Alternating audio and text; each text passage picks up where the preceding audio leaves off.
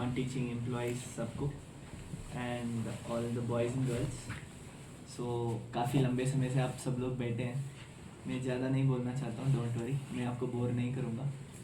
सो पहले यहाँ पे मैं कुछ नया नहीं बोल रहा हूँ, जो आज हुआ था उसी से ही मैं बात करता हूँ। पहले जो अभी फुरबू जी ने गाना गाया था, उस पर जो उन्होंने देशभक्ति के ऊपर जो गाना गाया था, देशभक्ति क्या होता है, कोई बता सकते हैं? जब मैं स्पीच देता हूँ मेरे से ज़्यादा आप ही बोलना पड़ता है। कोई बता सकते हैं? चलो बेटे, यशिका जी बताइए। बताओ देशभक्ति क्या?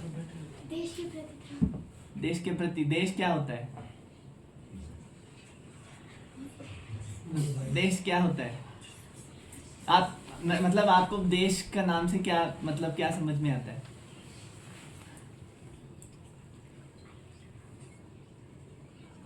कोई बता सकते हैं? जिसमें हम रहते हैं। जिसमें हम रहते हैं, मतलब ओके, वही देश है। वो क्या इस मिट्टी को बोलते हैं, इस लोग को बोलते हैं, या यहाँ पे कुछ और किसी और को बोलते हैं, या देश को क्या बोलते हैं देशभक्ति में? सब आते हैं। सब आते हैं, ठीक है, ओके, बैठिए, थैंक यू।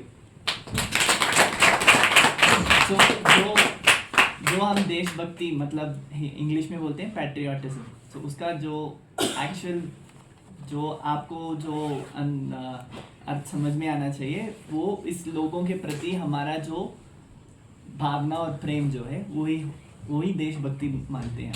पहले तो जब हमारा देश के पहले जो 1947 के पहले जब हमारा देश में अंग्रेजियों का राज था, उस समय देशभक्ति का क्या होता था, हम अपने लिए स्वराज के लिए लड़े थे। अब क्या देशभक्ति का क्या मतलब है, अभी हम जो भी यहाँ पे जो लोग बैठे, उनके एक दूसरे के ऊपर हमारा जो प्रेम है, प्यार है, या उनका जो भी कुछ दिक्कतें आती है, मान लीजिए यहाँ पे आपका टीचर्स जो भी काम कर रहे हैं, या हमारे पुलिस वाले जो काम कर रहे हैं, या यहाँ के जो भी पत्रकार का जो भी काम कर रहे हैं, वो भी देशभक्ति में ही आता है। मतलब यहाँ पे जो श्याम जी आप सबको योगा सिखा रहे हैं, श्याम जी थोड़ा आपको स्पोर्ट्स पे भी इन्वॉल्व करते हैं, वो सब क्यों ये सब करना है, ठीक है, उनका नौकरी भी है, उसके अलावा क्यों इससे ज़्यादा क्यों कर रहे हैं? तो आप लोगों को वो ठीक रहना चाहते हो, आपका जो भी व्यवहार है, आप जो इस देश के नेक्स्ट नागरिक जब बनेंगे, आप थोड़ा और जिम्मेदारी से रहेंगे, आपका जो भी हेल्थ है वो सब ठीक रहना, उसी के लिए वो कंट्रीब्यूट करते हैं ना, वो भी देशभक्ति का एक पार्ट है। सो उस पर हम देशभक्ति में एक और जो हमारा जो कॉन्स्टिट्यूशन है, संविधान में एक वैल्यू है फ्रैटर्निटी। फ्रैटर्निटी का मतलब कोई बता सकते हैं? पढ़े होंगे, कॉन्स्टिट्यूशन पढ़े हैं, उस पर कॉन्स्टिट्यूशन के ऊपर कुछ तो पढ़े होंगे। फ्रैटर्निटी का अनुवाद है भाईचारा, ठीक है, everybody here we are all brothers and sisters. So वो हमें वो फीलिंग आना चाहिए। क्यों वो फीलिंग आना चाहिए? हम सब एक साथ रहेंगे, हम सब एक दूसरे का मदद करते रहना चाहिए। एज क्लासमेट्स आपको पता होगा कि किसी को कुछ, मान लीजिए वो स्पोर्ट्स एक्टिविटी कुछ कर रहा है, सडनली वो गिर जाता है, उनको आके जब आप मदद करते हैं ना, it is also a sign of fraternity. अगर उनको भी कुछ घर पे उनको कुछ प्रॉब्लम है, तो देन आपको लगता है कि उनको कुछ मदद करना है, वो करते हैं। इसमें ही मैं एक और बात करना चाहता हूँ, ये आपको पता होता है कि आपके जो साथी है वो कुछ गलत दिशा में जा रहा है, मान लीजिए कुछ नशा ले रहा है या कुछ और कर रहा है, देन उस समय क्या करते हैं? उनके साथ चलते हैं या उनको ठीक करने की कुछ कोशिश करेंगे क्या? सो क्या करते हैं उस समय? किसको बताते हैं? किसी को बताते हैं या ऐसे चुप रहते हैं?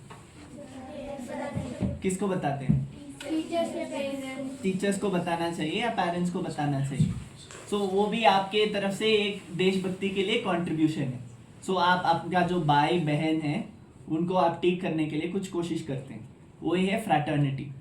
सो ये आपको जो ये भावना, इमोशन है, ये सब हम इसलिए यहाँ पे जो बैठे हैं, वो भी इसी भावना पे ही हम सब यहाँ पे बैठे हैं कि हम एक दूसरे के जानेंगे, एक दूसरे का कुछ समस्या होगा कुछ, तो हम उनका कुछ सॉल्यूशन दे पाएंगे। सो ऐसे ही बैठते हैं। तो यही, इसको आप पहले से ही जो शुरुआत से ही इसको स्कूल से ही क्यों ये सब करते हैं? स्कूल से ही आपको ये जब ये इमोशंस आ जाएगा, आप जब बड़े होंगे, आप जब अडल्ट होंगे, आपका खुद का जब फैमिली होगा, आपका खुद का जब आप कुछ नौकरी में जाएंगे, वहाँ पे भी ये वैल्यूज, मूल्यों को आपके साथियों को भी आप बताएंगे. सो यही यही इसका एक इम्पॉर्टेंट रोल है. और दूसरा मैं ये बताना चाहता हूँ एक और, जब श्याम जी ने उनके स्पीच में ये बता रहे थे कि हमारा जीवन को मैं सही हूँ तुम गलत हो में ही हम हमारा ज़िंदगी खो जाते हैं. सो इस पे उन्होंने क्या बताना चाहते थे, अपना गलती को मानना. सो उसके बारे में उन्होंने बताया. मतलब यहाँ पे आजकल आप तो सोशल मीडिया देखते हैं, यहाँ पे आजकल इंफॉर्मेशन ओवरलोड हो गया हमारे दस्ती. सो आप सोशल मीडिया में इतना इन्फॉर्मेशन देखते हैं, व्हाट्सएप पे इतना इन्फॉर्मेशन देखते हैं, न्यूज़ पढ़ते हैं, उस पर कुछ न्यूज़ गलत भी होता है, कुछ न्यूज़ सही भी होता है. बट हमारा काम जो है, ये जो फेक न्यूज़ है, फॉल्स न्यूज़ है, मतलब इसको आप जो पढ़े लिखे हैं, आप समझना चाहिए. एक व्हाट्सएप मैसेज आता है कि the earth is flat. Is the earth flat? Earth flat है या इट्स अ स्फेरिकल शेप? सो जब एक व्हाट्सएप मैसेज आता है अर्थ इज फ्लैट, देन उसको कोई ग्रुप में फॉरवर्ड करते हैं, उसको आप आगे फॉरवर्ड करेंगे या इसको बोलेंगे कि ये गलत है?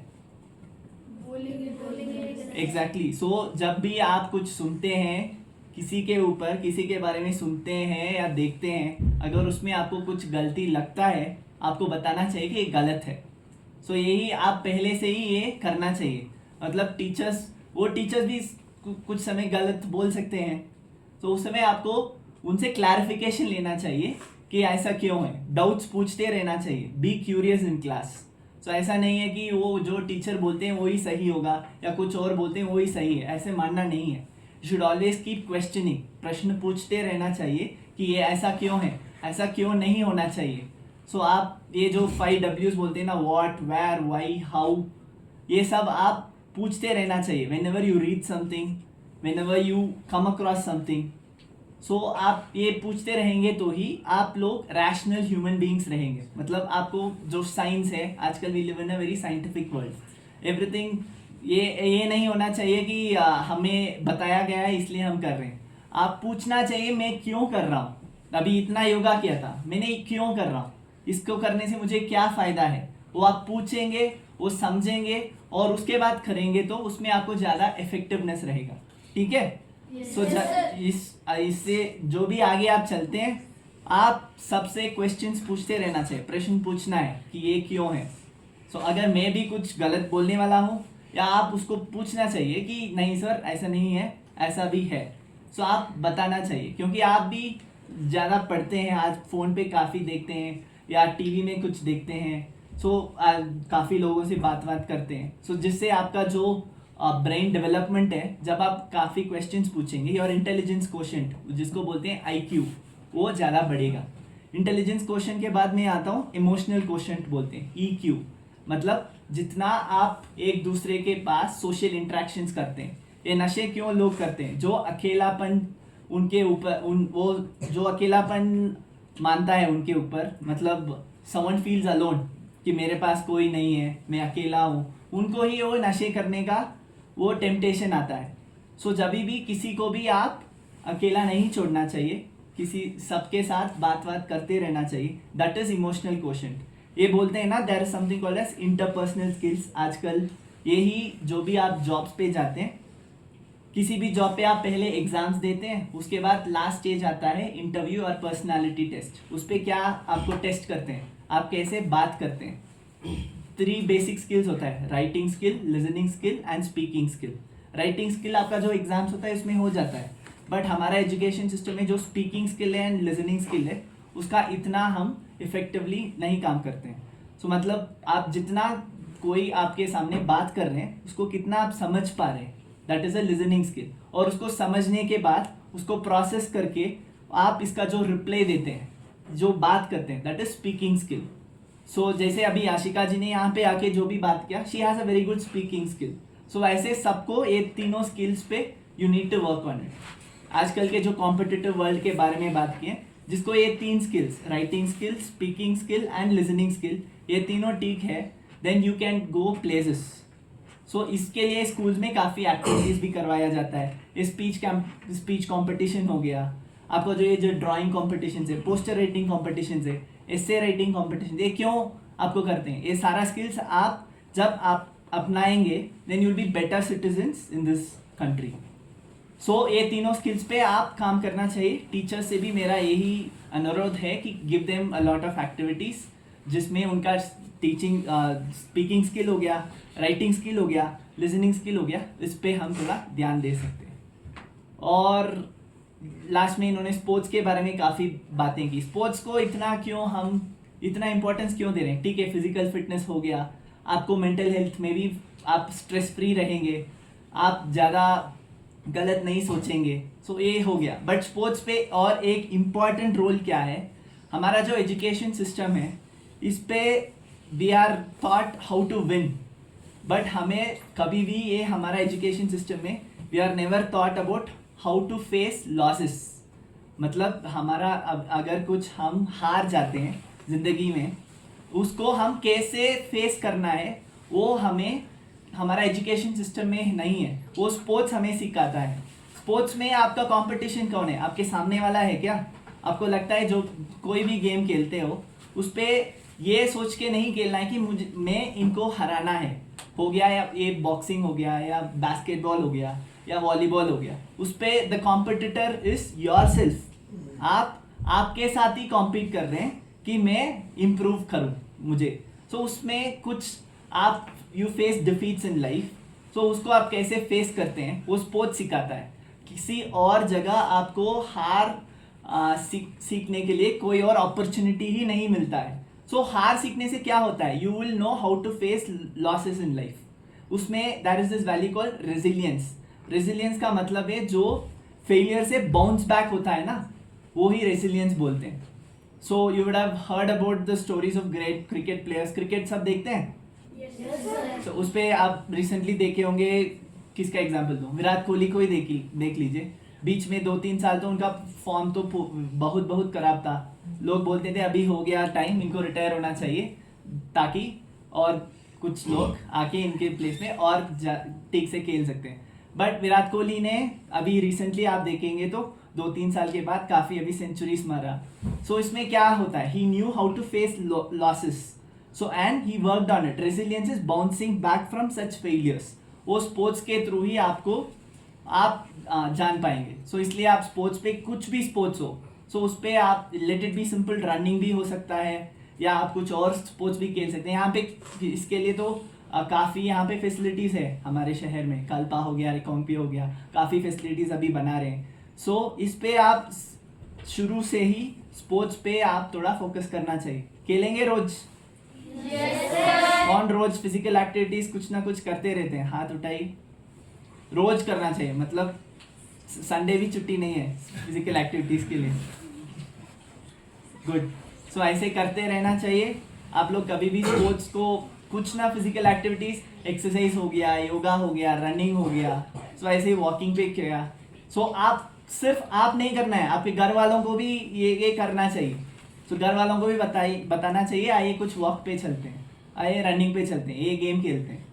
सो इससे क्या होता है, आजकल हमारे जो हिमाचल भी हो गया या काफ़ी स्टेट्स भी हो गया, rate of obesity has increase. Obesity का मतलब ओवरवेट जो होते हैं, फैट एक्यूमुलेशन जो हो गया, क्योंकि आजकल हमारा जो लाइफस्टाइल है उस पर काफ़ी चेंजेस हो गया। पहले तो हमारे पास इतना जो आजकल के फैसिलिटीज उतना नहीं था। आप घर पे बैठ के सारा आ गया आपके पास, ऑनलाइन पे ही।